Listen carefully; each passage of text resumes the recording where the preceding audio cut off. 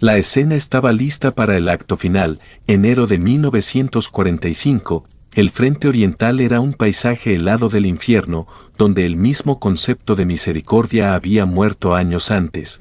El Ejército Rojo, que antes había sido descartado como primitivo y desorganizado, ahora se erguía como la fuerza terrestre más poderosa de la historia humana. Durante meses, Adolf Hitler desestimó las crecientes pruebas de una catástrofe inminente, descalificó los informes de inteligencia como propaganda derrotista. Reprendió a los oficiales que sugerían retiradas tácticas y se rodeó de aduladores que reflejaban sus peligrosas fantasías. Era un hombre esperando un milagro mientras estaba de pie sobre las vías de un tren que venía a gran velocidad, pero el 12 de enero de 1945, el horario del destino ya no podía ser ignorado. El reloj había agotado su tiempo para el Tercer Reich. Comenzó la ofensiva soviética Vístula Oder con un rugido ensordecedor que sacudió los mismos cimientos de Europa Central. No fue una operación militar convencional, fue un acto de retribución bíblica. 2 millones de soldados soviéticos emergieron de las brumas heladas, respaldados por más de 6.000 tanques y 40.000 piezas de artillería que dispararon en una sinfonía coordinada de destrucción. El bombardeo inicial duró horas, transformando las posiciones defensivas alemanas en paisajes lunares. Cuando la infantería del Ejército Rojo avanzó, lo hizo tras una barrera de artillería rodante que avanzaba a un ritmo predeterminado, una técnica perfeccionada a través de años de guerra brutal. Las líneas del frente alemanas no solo colapsaron, desaparecieron. El primer frente bielorruso del mariscal Zhukov y el primer frente ucraniano del mariscal Konev se movieron con una velocidad y coordinación que desafiaban toda la doctrina militar alemana. Recorrieron 300 millas en solo 2 semanas, una tasa de avance que superaba incluso el Blitzkrieg alemán de 1941. Ejércitos enteros alemanes simplemente dejaron de existir como formaciones de combate. El cuarto ejército Panzer fue aniquilado, el noveno ejército fue rodeado y desmantelado sistemáticamente, y lo que quedaba del grupo de ejércitos A fue empujado hasta el río Oder. Por primera vez desde las guerras napoleónicas, un ejército extranjero pisó suelo alemán con fuerza abrumadora, y esta vez no habían venido para negociar, sino para exterminar. Dentro del mundo aislado del búnker del Führer, la reacción inicial siguió un patrón familiar de negación y furia. Cuando llegaron los primeros informes, Hitler gritó sobre traición y cobardía, señaló mapas que se habían convertido en artefactos históricos y ordenó contraataques desde divisiones que solo existían sobre el papel. Acusó a sus generales de traicionar al pueblo alemán, de sabotear deliberadamente su genio. Durante 3 días, mantuvo esta actuación, una exhibición teatral de führerismo diseñada para intimidar la realidad misma. Pero debajo de la ira performática, algo sin precedentes estaba ocurriendo. La escala indiscutible del desastre comenzó a penetrar incluso sus formidables defensas psicológicas. Los informes seguían llegando, cada uno más desesperado que el anterior. Hablaban de regimientos enteros rindiéndose sin luchar, de divisiones Panzer siendo absorbidas por la marea soviética, de estructuras de mando desmoronándose en una confusión anárquica. El frente oriental, que se extendía desde el Báltico hasta el Mar Negro, ya no era una línea, sino una colección de bolsillos aislados y condenados. La realidad era ineludible, la guerra en el este se había perdido en cuestión de días. El momento de la verdad llegó durante una conferencia de situación nocturna el 27 de enero. La atmósfera del búnker estaba cargada de humo, miedo y agotamiento. Un oficial de operaciones, con la voz temblorosa, estaba explicando cómo las lanzas soviéticas ya habían alcanzado el río Oder y estaban estableciendo cabezas de puente en la orilla occidental, la última barrera geográfica antes de Berlín. Hitler, que había estado mirando vacíamente el mapa de situación, de repente se quedó completamente en silencio. El temblor constante inducido por el Parkinson en su mano izquierda se calmó, sus hombros se hundieron casi imperceptiblemente. Miró del oficial frenético al mapa, sus ojos trazando las enormes flechas rojas que representaban los avances soviéticos que ya habían cavado profundamente en el territorio alemán. Y luego dijo palabras que su círculo íntimo nunca imaginó oír. Su voz era baja, despojada de toda su habitual energía y poder teatral, reduciéndose a un susurro vacío. Es ist verloren, dijo, la guerra está perdida. Durante varios segundos hubo un aterrador silencio absoluto en el búnker, el arquitecto de la guerra. El hombre que había soñado con el Reich de 1000 años, finalmente admitió la verdad, el dios había confesado su mortalidad. Pero este momento de asombrosa claridad fue inmediatamente corrompido por la misma patología que había creado el desastre. La admisión no fue un preludio a la rendición o a un control racional de daños. Fue una transición a algo mucho más peligroso, nihilismo apocalíptico. Casi tan pronto como las palabras salieron de su boca, la ilusión regresó con renovada fuerza. Si la guerra está perdida, entonces también el pueblo está perdido. Continuó, su voz recuperando su tono fanático, si la guerra está perdida, entonces el pueblo también está perdido. Su realización personal se convirtió en una sentencia de muerte para toda la nación alemana. En pocas horas, estaba emitiendo directivas para una política total de tierra quemada, fábricas, puentes, plantas de energía, almacenes de alimentos, toda la infraestructura que sostenía la vida civil alemana debía ser destruida. Declaró explícitamente que el pueblo alemán había demostrado ser débil y por lo tanto merecía su destino. El hombre que sabía que estaba condenado había tomado la decisión consciente de arrastrar a 60 millones de personas consigo. Esto ya no se trataba de una estrategia militar o una ideología política. Se trataba de orquestar la nota suicida más espectacular de la historia. Para comprender completamente el significado sísmico de enero de 1945, uno debe entender primero la elaborada fortaleza de negación que Hitler había construido alrededor de su psique. A finales de 1944, la situación estratégica era catastrófica según cualquier medida racional en el oeste. Mientras la contraofensiva alemana en las Ardenas había atónito temporalmente a los aliados, finalmente fracasó, sangrando a la Wehrmacht de sus últimas reservas estratégicas de hombres y material. Los aliados occidentales ahora se encontraban firmemente en la puerta de Alemania. Su superioridad material era tan abrumadora que los comandantes alemanes solo podían esperar retrasar, no evitar, su avance en el este, mientras el frente se había estabilizado temporalmente a lo largo del río Vístula. Tras el levantamiento de Varsovia, cada indicador de inteligencia apuntaba a una acumulación soviética masiva para una ofensiva invernal de escala sin precedentes. El aparato de inteligencia alemán en el frente oriental, el Fremde Heere Ost, ejércitos extranjeros del este, bajo el meticuloso coronel Reinhard Galen, había realizado un trabajo sorprendentemente preciso, a través de reconocimiento aéreo, interceptaciones de señales e interrogatorios a prisioneros.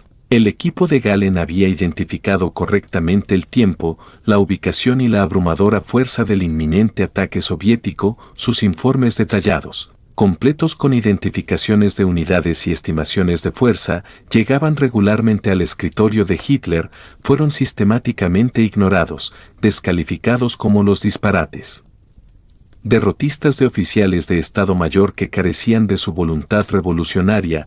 El rechazo de la realidad de Hitler no era solo obstinación, era un principio fundamental de su filosofía de liderazgo. Él creía genuinamente que la fuerza de voluntad podría superar los hechos materiales, que el triunfo de la voluntad no era solo propaganda, sino un principio operativo. Toda su estrategia a finales de 1944 giraba en torno a lo que él llamaba en privado Das Wunder der Auer Brandenburg, el milagro de la Casa de Brandenburg, una referencia histórica a la repentina muerte de la emperatriz rusa Isabel Petrovna en 1762, que milagrosamente salvó a Federico el Grande de una derrota segura en la Guerra de los 7 años.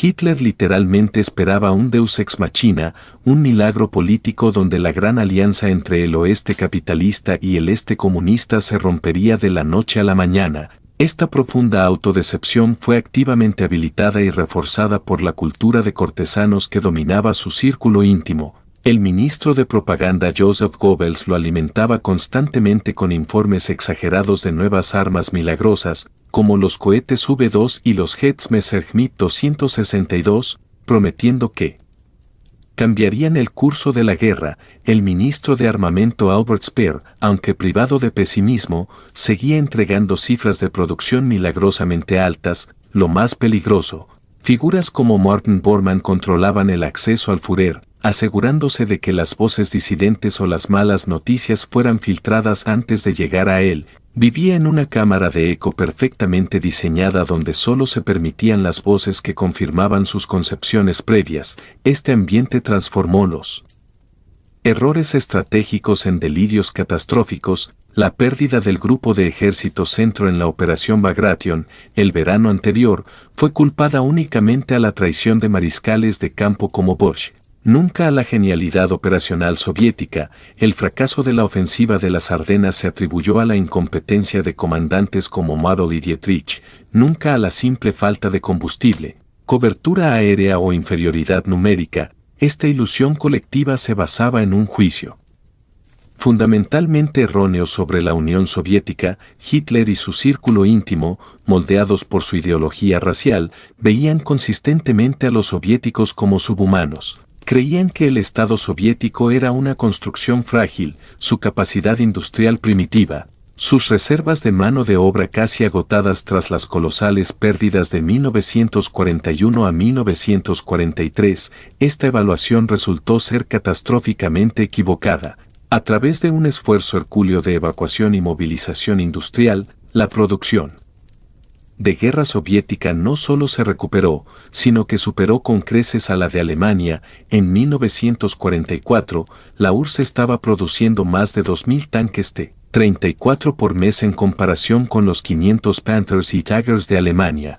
El Ejército Rojo había evolucionado de la masa desorganizada de 1941 a una fuerza profesional de veteranos de batalla, dirigida por comandantes como Zhukov, Konev y Rokossovsky, que habían dominado el arte complejo de las operaciones de batalla profunda. El ejército alemán, en contraste, era una cáscara vacía. Sus unidades de élite habían sido aniquiladas, sus nuevos reclutas eran chicos mal entrenados de la juventud hitleriana y ancianos de la Volkssturm, y su equipo, aunque tecnológicamente avanzado en algunas áreas, era poco fiable y se producía en cantidades insuficientes. El escenario no estaba preparado para un milagro. Estaba preparado para una colisión entre una fantasía delirante y una realidad implacable. La ofensiva Vístula-Oder fue el momento en que estas dos fuerzas se encontraron, y la fantasía se desintegró en la tormenta de fuego que siguió. La ofensiva Vístula-Oder se erige como una de las operaciones militares más decisivas de la historia. El yunque sobre el cual el destino del Tercer Reich fue finalmente e irrevocablemente aplastado, representó la maduración definitiva de la ciencia militar soviética, una perfecta síntesis de fuerza abrumadora, planificación meticulosa y engaño estratégico. Los soviéticos aprendieron de sus ofensivas anteriores, entendiendo que el avance no era suficiente. La explotación debía ser inmediata y implacable para evitar que los alemanes establecieran nuevas líneas defensivas. La preparación fue asombrosa en su escala y detalle. Durante meses, el Stavka, el alto mando soviético, había estado trasladando ejércitos enteros desde los sectores tranquilos del frente, desplazándolos cientos de millas bajo el manto de la oscuridad y un estricto silencio radiofónico. Se acumularon vastos almacenes de municiones, combustible y raciones en depósitos avanzados ocultos. Los ingenieros construyeron docenas de puentes falsos y erigieron miles de tanques y piezas de artillería de madera para engañar a los alemanes sobre el verdadero punto del ataque principal. La concentración de fuerza lograda fue inigualable por cualquier cosa vista antes en el frente oriental, o quizás en cualquier teatro de guerra. A lo largo de los principales ejes de avance, los soviéticos lograron una superioridad numérica aplastante: 5-1 en infantería, 7-1 en tanques y cañones autopropulsados, y un 20-1 casi inimaginable en artillería y morteros. El bombardeo inicial la mañana del 12 de enero no fue solo un bombardeo de artillería, fue un evento continuo que estremeció la tierra durante horas. Se empleó la técnica de la pared de fuego, una muralla rodante de explosivos que avanzaba a un ritmo predeterminado. limpiando literalmente un camino para la infantería y los tanques que avanzaban justo detrás. Las posiciones avanzadas alemanas no solo fueron dañadas, fueron completamente aniquiladas. Los puestos de mando fueron destruidos, las líneas de comunicación fueron cortadas y las reservas fueron inmovilizadas en sus áreas de ensamblaje. Cuando la infantería y los blindados soviéticos avanzaron, no encontraron una defensa cohesionada, encontraron un vacío sin liderazgo. Aterrorizado por los bombardeos, el cuarto ejército Panzer, que sostenía el sector crítico del frente, fue simplemente sobrepasado. Sus divisiones fueron aisladas y destruidas en cuestión de días. El noveno ejército sufrió una suerte aún peor, fue flanqueado, rodeado en el bolsón de Varsovia y desmantelado sistemáticamente. La velocidad del avance soviético se convirtió en la principal arma psicológica. El primer frente ucraniano de Konev recorrió las 100 millas desde el Vístula hasta la ciudad industrial de Cracovia en solo 4 días. Las fuerzas de Zhukov avanzaron aún más rápido, sus grupos móviles eludiendo todos los centros de resistencia y avanzando directamente hacia el río Oder. El alto mando alemán, el OKH, perdió todo contacto con sus formaciones destrozadas. Los mapas de situación se convirtieron en documentos históricos inútiles dentro de horas de ser impresos. El mismo concepto de línea del frente se disolvió en una abstracción sin sentido. Los informes que lograron llegar al cuartel general de la Lobosfera y luego al búnker del Führer en Berlín eran fragmentados, histéricos y a menudo contradictorios, pero todos transmitían la misma aterradora verdad. El frente oriental, que había consumido millones de vidas durante 4 años, había dejado de existir como una entidad militar coherente en menos de 2 semanas. La respuesta de Hitler a esta avalancha de desastres fue un caso de micromanagement catastrófico, nacido de una desconexión total con la realidad. A medida que su imperio se desmoronaba a un ritmo vertiginoso, se retiraba más y más en los detalles tácticos, enfocándose en el destino de regimientos individuales y enfrentamientos a nivel de batallón. Emitió órdenes de mantener a toda costa a unidades cuyas posiciones ya estaban decenas de millas atrás de las lanzas soviéticas que avanzaban. Prohibió cualquier tipo de retirada táctica, una política que había demostrado ser desastrosa en Stalingrado y ahora se repetía a escala continental.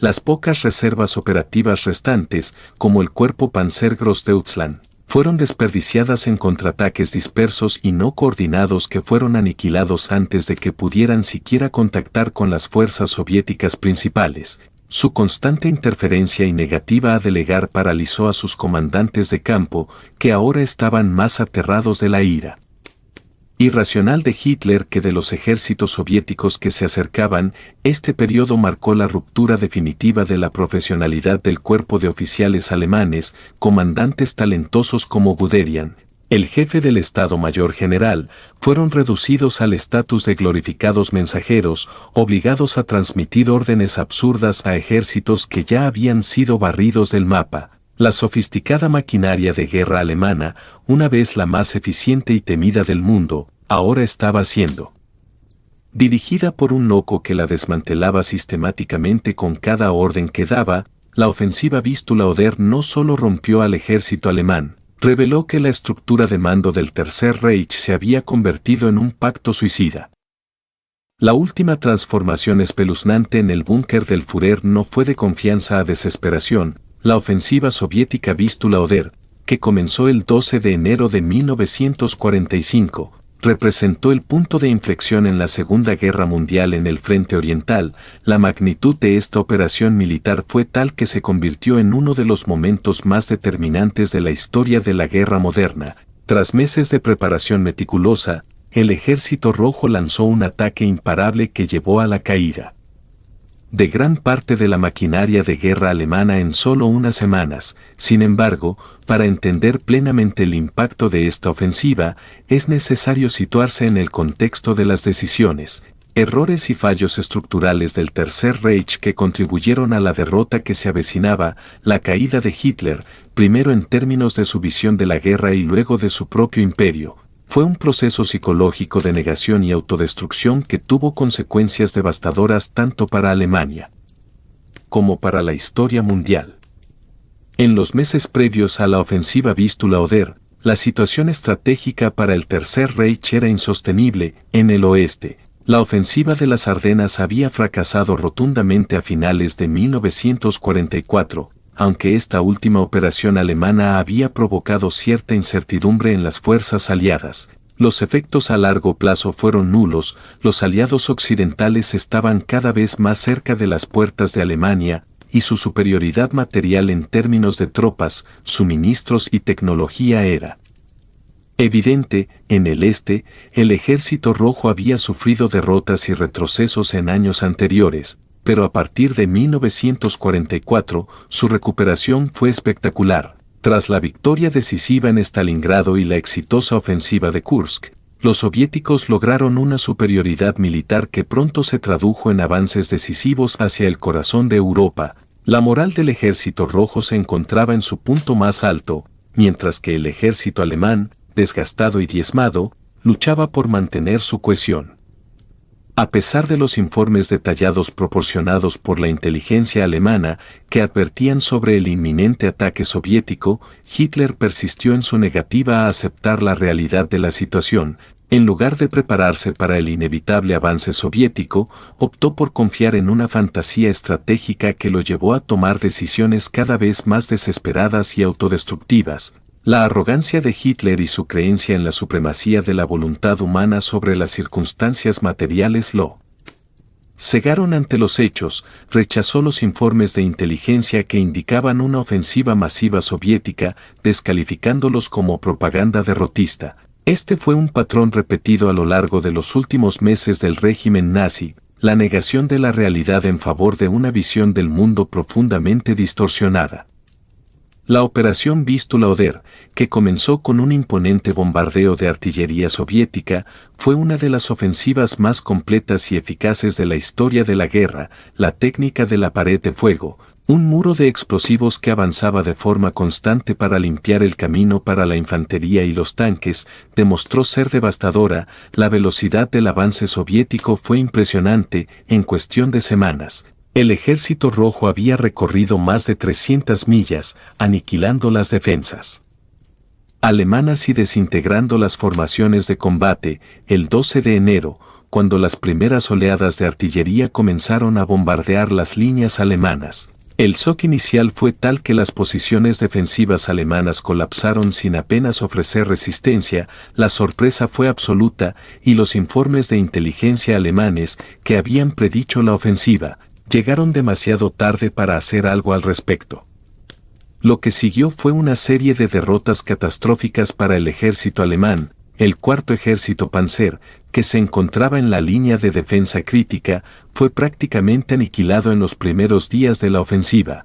Las divisiones Panzer, una vez la columna vertebral de la Wehrmacht, fueron rodeadas, flanqueadas y destruidas. El noveno ejército alemán, que intentaba hacer frente a la marea soviética, fue igualmente arrasado. En pocos días, las fuerzas alemanas quedaron aisladas, atrapadas en bolsillos de resistencia, sin capacidad para reorganizarse ni contraatacar. Este avance soviético no solo fue una victoria militar, sino también un golpe psicológico devastador para el Tercer Reich. A pesar de la magnitud de la derrota, Hitler se aferró a su visión de una Alemania triunfante y continuó emitiendo órdenes contradictorias desde su búnker en Berlín. Su negativa a aceptar la derrota llegó a niveles patológicos, y las consecuencias fueron fatales. En lugar de buscar una retirada estratégica, Hitler insistió en la resistencia total, ordenando que todas las fuerzas se mantuvieran en sus posiciones a toda costa, incluso cuando ya estaban rodeadas. Su estrategia de no retirada se tradujo en la destrucción de las últimas reservas operativas alemanas, que fueron desperdiciadas en contraataques aislados y descoordinados. Los oficiales alemanes, desesperados y aterrados por la furia de Hitler, se vieron incapaces de tomar decisiones autónomas, lo que llevó a una parálisis total del mando. A medida que las fuerzas soviéticas avanzaban hacia Berlín, la estructura de mando alemana se desmoronaba aún más. La profesionalidad que había caracterizado a la Wehrmacht al principio de la guerra fue reemplazada por una burocracia de desesperación, con los oficiales tratando de cumplir con órdenes imposibles y contradictorias. Hitler, completamente desconectado de la realidad, veía la guerra no como una cuestión de supervivencia nacional, sino como una cuestión personal de honor y voluntad. Su obsesión por la lucha a muerte llevó a decisiones aún más irracionales. La política de tierra quemada, que él mismo implementó, tenía como objetivo destruir toda la infraestructura alemana, incluida la producción de alimentos, fábricas y servicios esenciales. Esta estrategia, lejos de salvar a Alemania, aceleró su colapso, pues no solo privó a las fuerzas alemanas de recursos vitales, sino que también condenó a millones de civiles a una muerte segura debido a la escasez de alimentos y suministros. La ofensiva Vístula-Oder no solo demostró la superioridad militar de la Unión Soviética, sino también el carácter autodestructivo del régimen nazi, la incapacidad de Hitler para reconocer la derrota y su insistencia en seguir luchando hasta el último hombre llevó al Tercer Reich a su desaparición. A pesar de las advertencias y la realidad evidente, Hitler optó por seguir adelante con su fantasía de un milagro, lo que llevó a la destrucción total de Alemania y al sufrimiento de millones de personas. Esta ofensiva, junto con los errores estratégicos previos, marcó el final del sueño de Hitler de un Reich de 1000 años y el comienzo de la desintegración total de la maquinaria nazi. En conclusión, la ofensiva Vístula-Oder fue más que una derrota militar para el Tercer Reich, fue la manifestación de la desconexión total de Hitler con la realidad, un punto de no retorno que aceleró la caída de Alemania. La negativa de Hitler a adaptarse a las circunstancias y su obsesión por un triunfo imposible resultaron en una tragedia de dimensiones colosales. La rapidez con la que el Ejército Rojo avanzó, junto con el colapso de la Wehrmacht, es un testamento de la magnitud de la derrota sufrida por Alemania en 1945, y de cómo la arrogancia y la negación pueden precipitar la caída de un imperio. La ofensiva Vístula-Oder, que comenzó el 12 de enero de 1945, es uno de los momentos más cruciales de la historia de la Segunda Guerra Mundial, pues no solo marcó el principio del fin para la Wehrmacht en el frente oriental, sino que también reveló la total desconexión del régimen nazi con la realidad que se cernía sobre él a medida que las fuerzas soviéticas avanzaban hacia Berlín, arrasando con todo a su paso. La maquinaria de guerra alemana, ya agotada y desorganizada, no podía hacer frente a la arrolladora ofensiva que se desplegaba con una precisión casi quirúrgica. Sin embargo, la derrota alemana no fue solo un resultado de la destreza militar soviética, sino también de los errores estratégicos y las decisiones irracionales tomadas por Adolf Hitler y su círculo más cercano, quienes, a pesar de las evidencias, se negaron a reconocer que la guerra estaba perdida.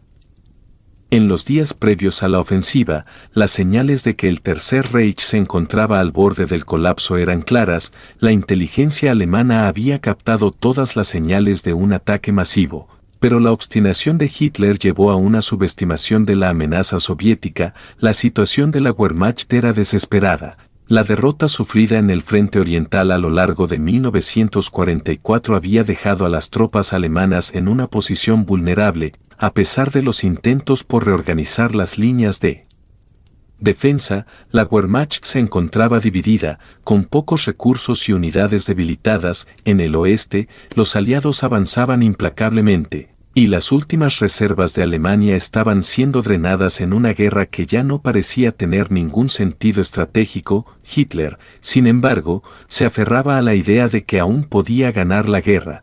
La realidad sobre los avances soviéticos no solo era ignorada, sino también desmentida activamente por el líder nazi, quien optaba por confiar en su intuición y en las fantasías de un milagro en lugar de aceptar los informes detallados de su propio aparato de inteligencia. Para Hitler, la guerra no era solo un conflicto militar, sino una lucha ideológica en la que su voluntad debía prevalecer a toda costa. Las fuerzas soviéticas, por su parte, se encontraban mejor preparadas que nunca. Tras la victoria en Stalingrado y las enormes derrotas sufridas por la Wehrmacht en 1943, el Ejército Rojo había experimentado una notable transformación. La Experiencia adquirida en las batallas más duras, junto con una mejor organización y una estrategia más refinada, permitió que los soviéticos lanzaran una ofensiva que se extendía desde el río Vístula hasta el Oder, con el objetivo de destruir las fuerzas alemanas y llegar a Berlín. La operación Vístula-Oder fue la culminación de años de preparación meticulosa y de una estrategia profundamente estudiada.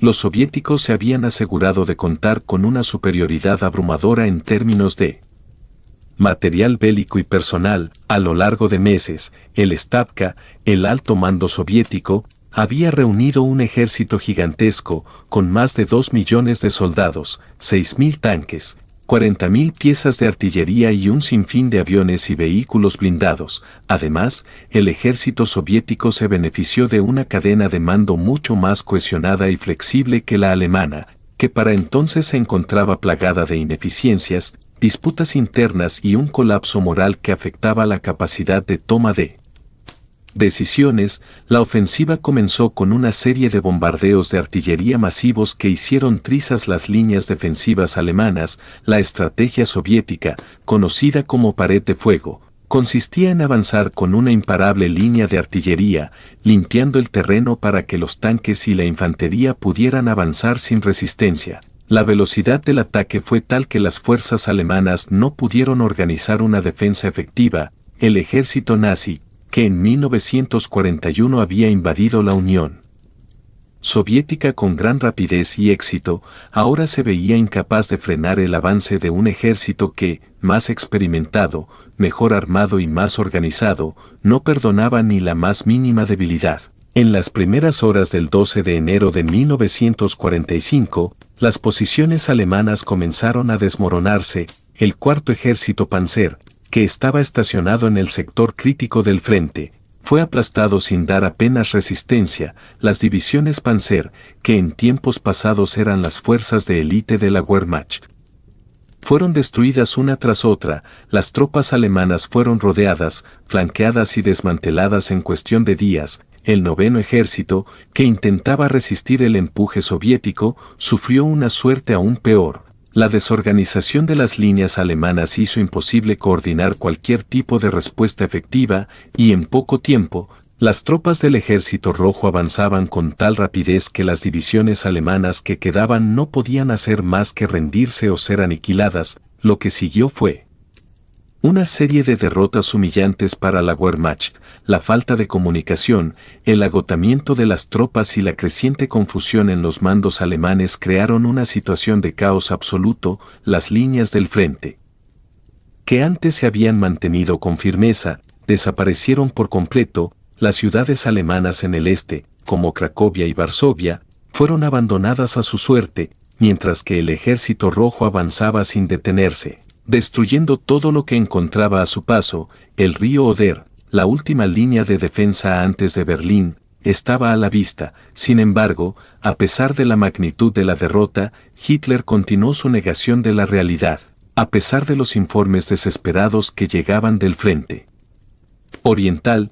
El Führer seguía aferrándose a la esperanza de que algún tipo de milagro podría salvar a Alemania. En el búnker de Berlín, mientras las fuerzas soviéticas se acercaban cada vez más, Hitler permaneció atrapado en sus delirios. Durante una reunión del 27 de enero de 1945, cuando la situación en el frente oriental ya era crítica, el Führer finalmente admitió lo que ya era evidente para todos. Su declaración, "Es ist verloren", está perdido, resonó como un eco vacío en el corazón del Tercer Reich. Por un momento, la realidad irracional que había definido sus decisiones durante los últimos años pareció desmoronarse. Sin embargo, la admisión de derrota no significó una transición hacia la rendición. En lugar de rendirse, Hitler se sumió en una espiral de nihilismo apocalíptico. La idea de que la guerra estaba perdida fue rápidamente seguida por una orden para la destrucción total de Alemania. Si la guerra está perdida, entonces el pueblo también está perdido, declaró. Asumiendo que, al igual que él, la nación alemana debía sucumbir a su destino final. En las horas siguientes, Hitler emitió directivas que ordenaban la destrucción de la infraestructura alemana, desde fábricas y puentes hasta plantas de energía y almacenes de alimentos. la política de tierra quemada, en la que se pretendía arrasar con todo lo que pudiera ser de utilidad para el enemigo, fue puesta en marcha con la esperanza de que, al menos, la tierra quedara vacía para el futuro. Esta decisión, lejos de ser un acto de desesperación, fue una manifestación del mismo totalitarismo irracional que había llevado a la guerra en primer lugar. Hitler, consciente de su propia desaparición y la de su régimen, decidió arrastrar a Alemania consigo en su caída. La guerra, para él, ya no era un conflicto militar, sino una cuestión de orgullo nacional, y al no poder ganar, decidió que la única opción era la destrucción total. El colapso final del Tercer Reich comenzó a tomar forma mientras las fuerzas soviéticas avanzaban hacia Berlín con la certeza de que la derrota alemana era inevitable. Sin embargo, lo que realmente marcó el fin de la guerra en Europa no fue solo la caída de Berlín, sino el reconocimiento de que el régimen nazi había sido consumido por sus propias contradicciones. Hitler, incapaz de adaptarse a las circunstancias cambiantes y aferrándose a una visión utópica y destructiva, no solo condenó a su pueblo, sino que arrastró a la humanidad a una de las mayores tragedias de la historia. El 12 de enero de 1945, el comienzo de la ofensiva soviética Vístula-Oder marcó el inicio de una serie de eventos que culminarían en la caída del Tercer Reich y la derrota final de Alemania en la Segunda Guerra Mundial. A lo largo de ese mes y los siguientes, la brutalidad de los enfrentamientos en el frente oriental evidenció la magnitud de la derrota alemana, mientras la Wehrmacht, desbordada, trataba de resistir el avance de un ejército rojo que, lejos de ser el desorganizado y primitivo ejército que los nazis habían subestimado al principio de la guerra, ahora se había transformado en una fuerza militar imparable. Para entender la dimensión de esta derrota, es esencial no solo analizar las capacidades militares de las fuerzas soviéticas, sino también el ambiente psicológico y político dentro del régimen nazi, especialmente en los momentos previos a la ofensiva, cuando la negación de la realidad por parte de Hitler alcanzó niveles que rozaban lo patológico. Mientras las primeras oleadas de bombardeos soviéticos hacían temblar el frente alemán, las órdenes de Hitler desde su búnker de Berlín se volvieron más erráticas y desconectadas de la realidad. Aunque el aparato de inteligencia alemán había advertido durante meses sobre la amenaza soviética, Hitler, atrapado en su propio mundo de fantasías y obsesiones, desestimó toda la información que no se ajustara a su visión de la guerra. Los informes de sus generales y de la inteligencia militar sobre el inminente ataque fueron descalificados como derrotistas y traidores.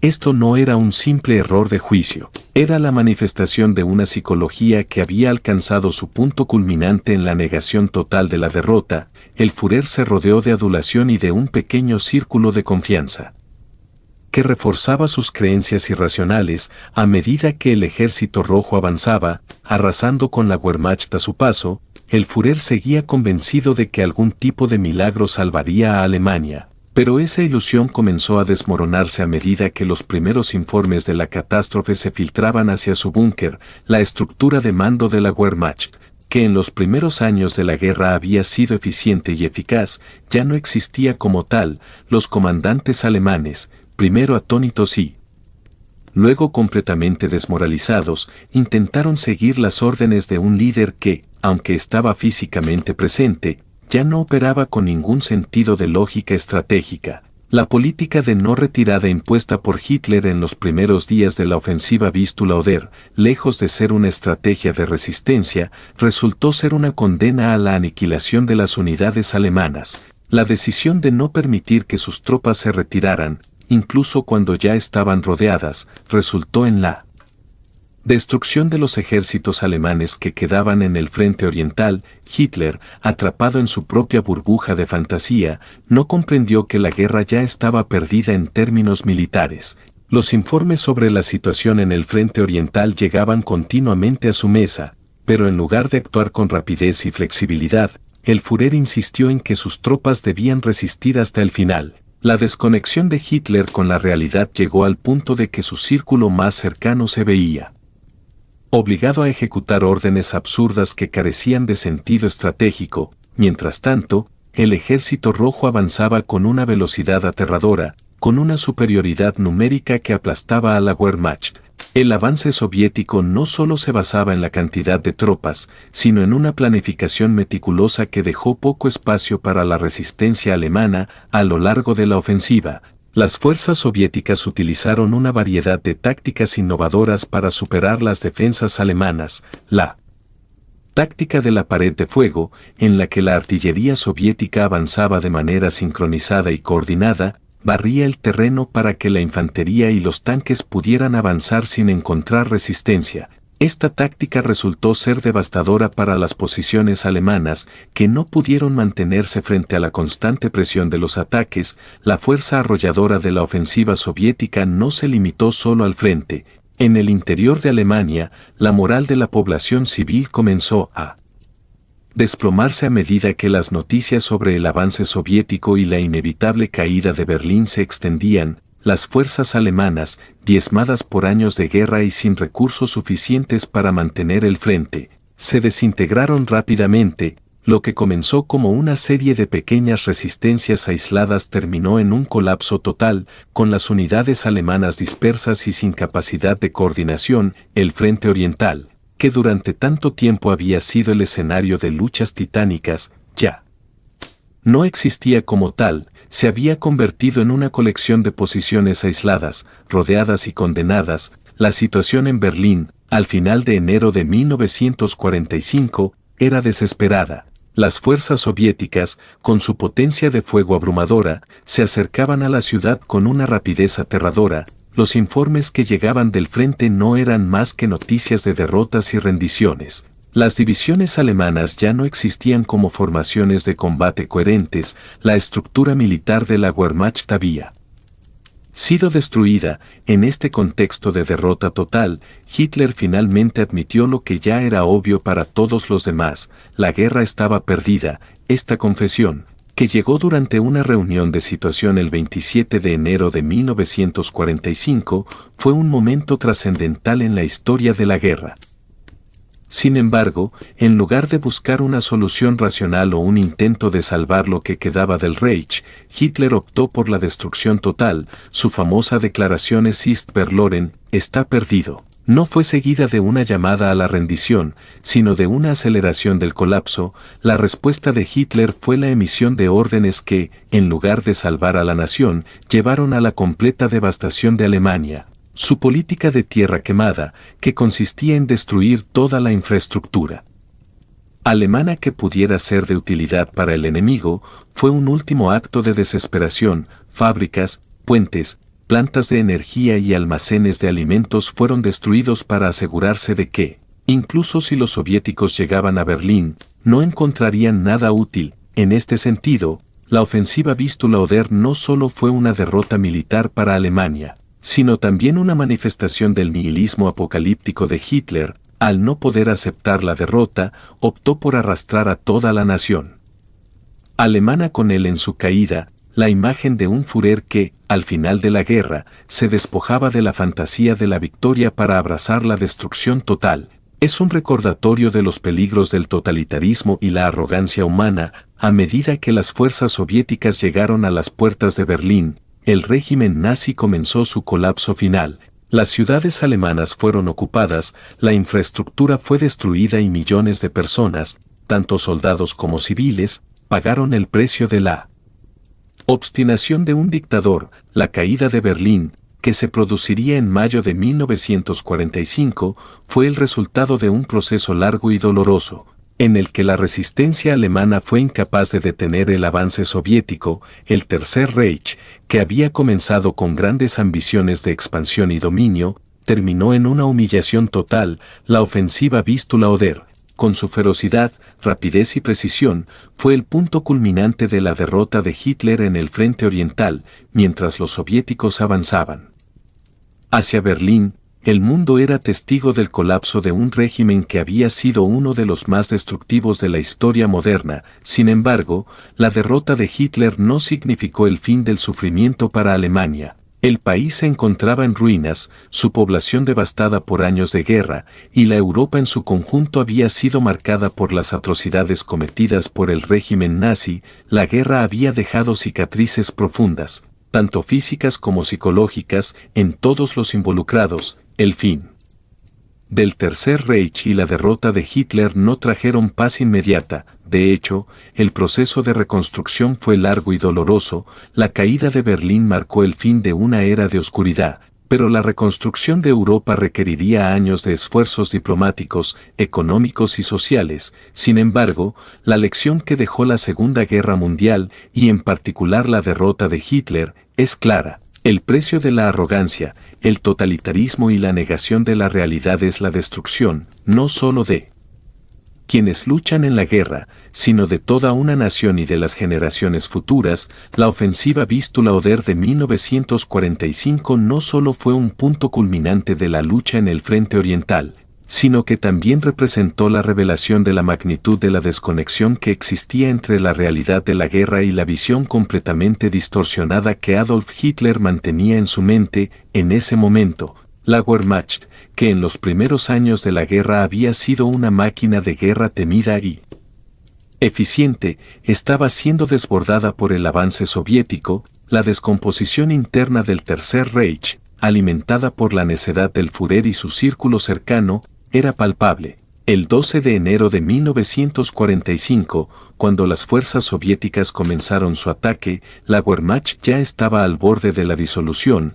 El ejército alemán se encontraba completamente desgastado, tanto en términos de recursos como en cuanto a la moral de sus soldados. Las unidades que quedaban operativas estaban formadas por hombres mal entrenados, niños de la juventud hitleriana y ancianos de la Volkssturm, lo que contrastaba con la eficacia del Ejército Rojo, que no solo había aprendido de sus errores anteriores, sino que se encontraba en un momento de máxima cohesión, organización y poder de fuego. La ofensiva fue, en gran medida, la culminación de años de planificación estratégica por parte del alto mando soviético, que había aprendido a operar bajo las condiciones de guerra más extremas y que contaba con una ventaja tecnológica y numérica considerable. Los soviéticos contaban con una superioridad abrumadora en tropas, artillería, tanques y aviones. La táctica de la pared de fuego empleada al principio de la ofensiva, que consistía en avanzar con una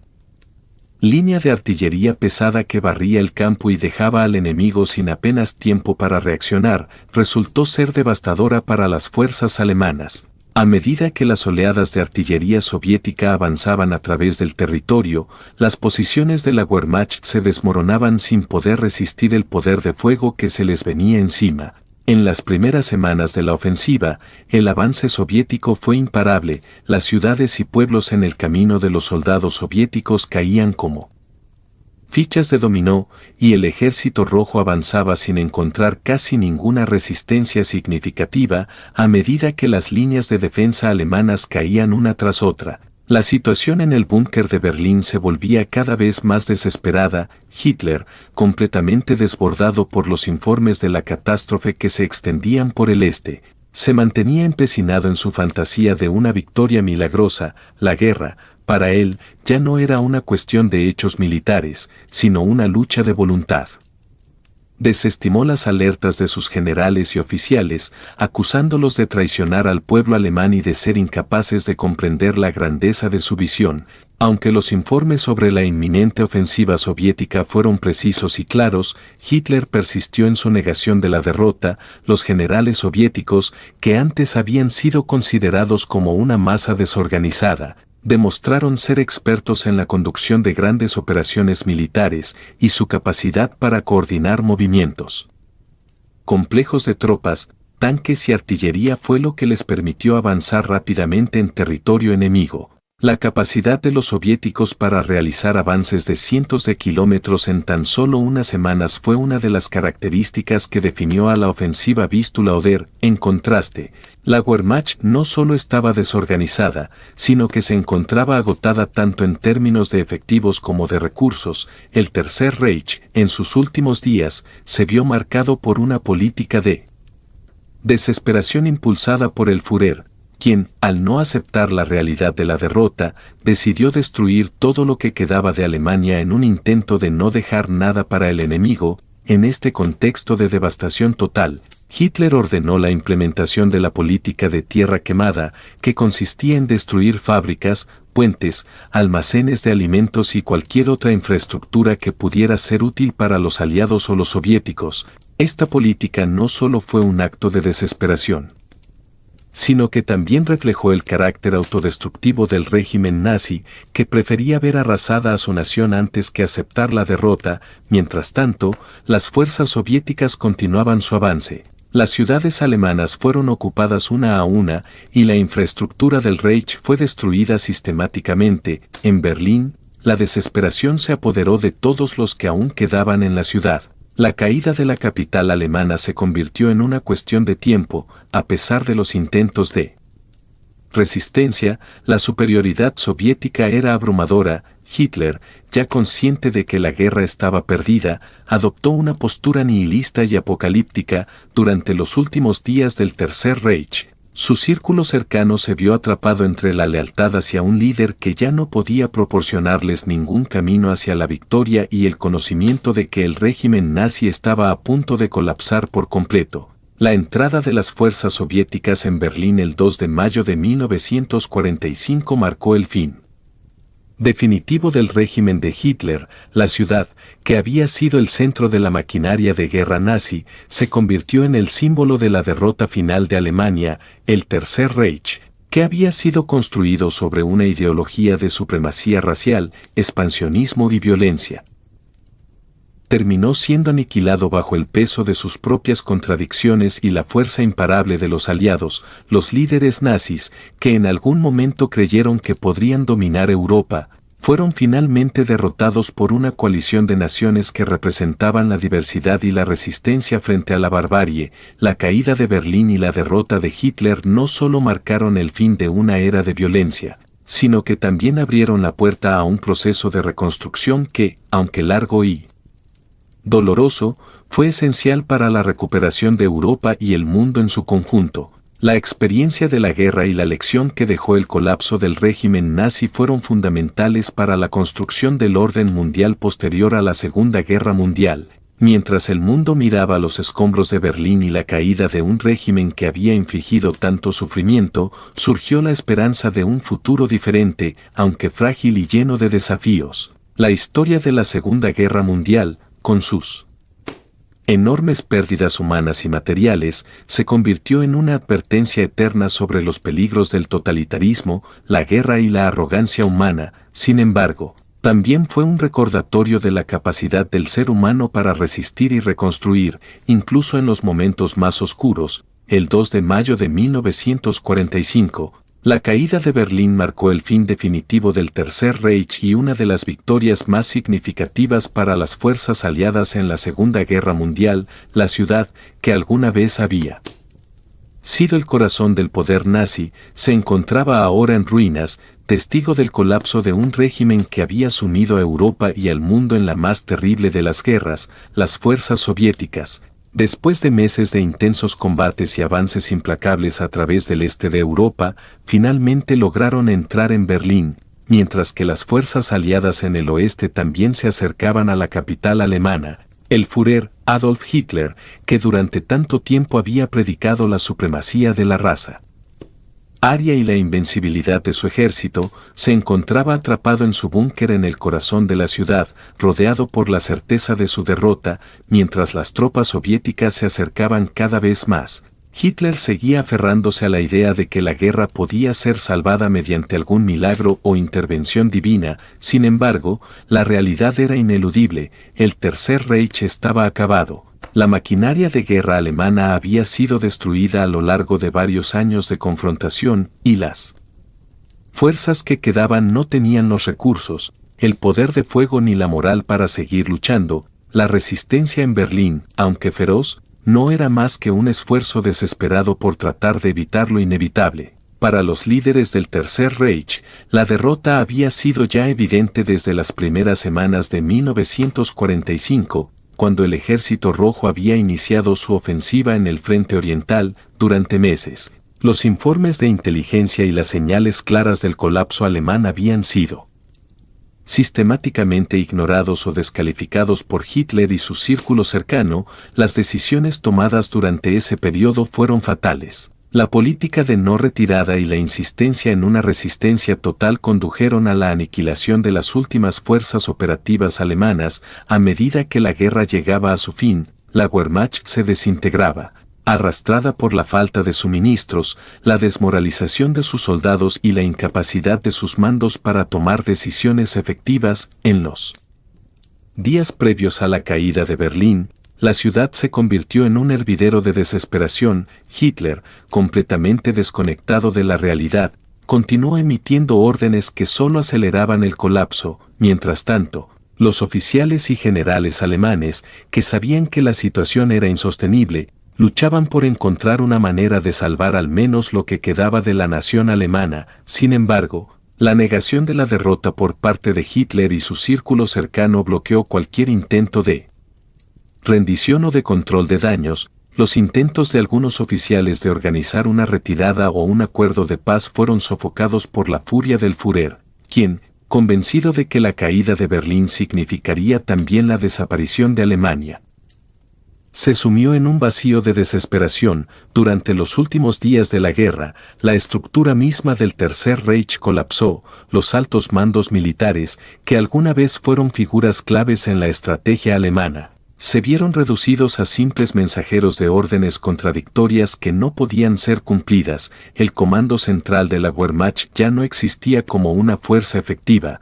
Los generales que habían sido protagonistas de las victorias iniciales, como Guderian y Rommel, fueron reemplazados por subordinados incompetentes que solo trataban de salvar sus propias vidas. Mientras tanto, los soviéticos, con su impresionante capacidad para coordinar y ejecutar ofensivas, avanzaban inexorablemente hacia el corazón de Alemania. La maquinaria de guerra soviética no solo estaba mejor organizada, sino que también tenía la ventaja de una mayor fuerza humana, un control de los suministros y una moral mucho más alta. La eficiencia del Ejército Rojo, que había aprendido de sus errores en los primeros años de la guerra, contrastaba profundamente con el caos que reinaba en las filas alemanas. Los avances rápidos del Ejército Rojo en el este de Europa y su capacidad para superar cualquier resistencia alemana fue lo que permitió que las fuerzas soviéticas pudieran llegar a Berlín antes de que los aliados occidentales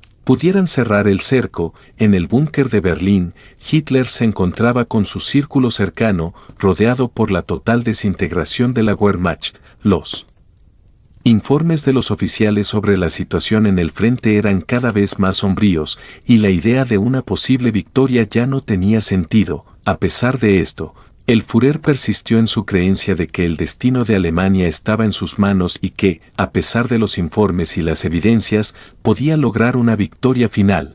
Tal vez mediante alguna intervención externa o un milagro de la historia. La política de resistencia total impuesta por Hitler, incluso cuando los soldados alemanes ya estaban demasiado debilitados para continuar luchando, resultó ser la última manifestación de su ideología. La ciudad de Berlín, llena de ruinas y escombros, reflejaba la desesperación del régimen. Los últimos días de la guerra se convirtieron en un escenario de horror, con la ciudad siendo bombardeada por las fuerzas aliadas y soviéticas, mientras la población civil sufría las consecuencias de un conflicto que ya estaba más allá de cualquier esperanza. La guerra había despojado a Alemania de sus últimos recursos, y el pueblo alemán, que alguna vez fue movilizado en nombre de la gran causa del nazismo, se encontraba ahora atrapado en una pesadilla de sufrimiento y destrucción. Mientras tanto, las fuerzas soviéticas, lideradas por el mariscal Zhúkov, rodeaban Berlín y se preparaban para el asalto final. La resistencia alemana en la ciudad fue feroz, pero carecía de la coordinación necesaria para detener el avance soviético. A medida que las tropas de Stalin se acercaban al centro de Berlín, la desesperación aumentaba. Los últimos defensores de la ciudad no eran soldados experimentados, sino milicianos mal armados y jóvenes que no sabían qué más hacer que luchar hasta el final. La caída de Berlín fue, En muchos sentidos, el símbolo de la derrota de todo un sistema que había buscado imponer su ideología de odio y violencia a lo largo de Europa, el régimen nazi, que había comenzado con la promesa de una Alemania dominante y una raza superior, terminó siendo aplastado. Bajo el peso de su propia crueldad y arrogancia, en los días que siguieron a la caída de la ciudad, la evidencia de las atrocidades cometidas por los nazis se hizo aún más evidente. El Holocausto, que ya había dejado millones de muertos, fue solo una de las manifestaciones de la brutalidad de un régimen que nunca entendió los límites de la humanidad. Las tropas aliadas, al llegar a los campos de concentración y los lugares de exterminio, se encontraron con la magnitud de la barbarie que los nazis habían perpetrado en nombre de su ideología. El final de la guerra en Europa, aunque marcado por la derrota de Hitler, también dio paso a un proceso de reconstrucción que sería largo y doloroso. La Europa que quedó después de la guerra era un continente destrozado. Con millones de muertos, desplazados y huérfanos, las potencias vencedoras, a pesar de sus diferencias, comenzaron a trabajar juntas para reconstruir lo que el nazismo había destruido. La paz, aunque celebrada, fue el comienzo de un nuevo orden mundial, uno en el que la lección de la Segunda Guerra Mundial sería fundamental para evitar que los horrores vividos en esas décadas se repitieran. La caída de Berlín y el final de la Segunda Guerra Mundial no solo marcaron el fin del Tercer Reich, sino también el fin de una era de tiranía y violencia que había marcado profundamente la historia moderna. La reconstrucción de Alemania, la creación de las Naciones Unidas y el proceso de desarme fueron algunos de los pasos iniciales para garantizar que los errores del pasado no se repitieran.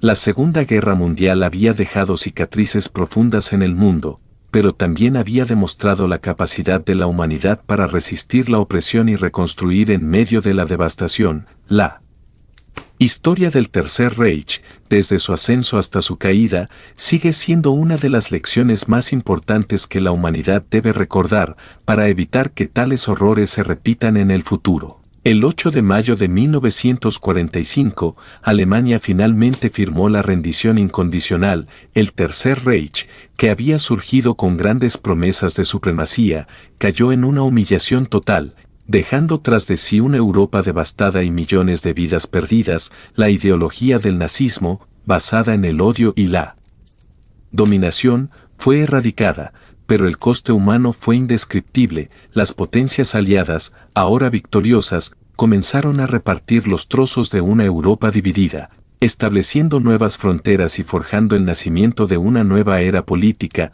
El mundo comenzaba a mirar hacia el futuro, pero las cicatrices dejadas por la guerra eran profundas y difíciles de olvidar. Las preguntas sobre las lecciones que la humanidad debía aprender seguían resonando. ¿Cómo pudo haber llegado una nación entera a caer bajo el yugo de un líder tan destructivo, y qué garantías había de que algo similar no volviera a ocurrir?